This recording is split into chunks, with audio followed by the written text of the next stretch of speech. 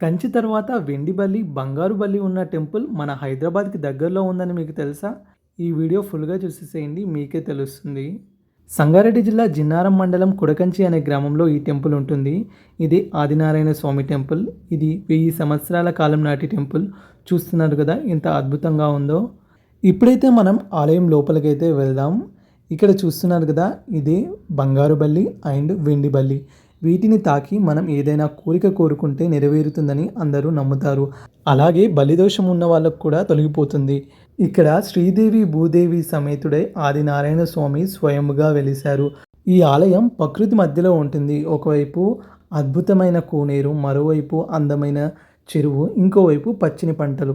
ఇలా ప్రకృతి మధ్యలో ఈ ఆలయం అయితే ఉంటుంది. ఈ కంచికి వెళ్ళలేని వాళ్ళు కొడకంచికి రావాలని అందరూ అంటారు. మీరు కూడా మీ ఫ్యామిలీతో తప్పకుండా ఈ ఆలయానికి వెళ్ళండి.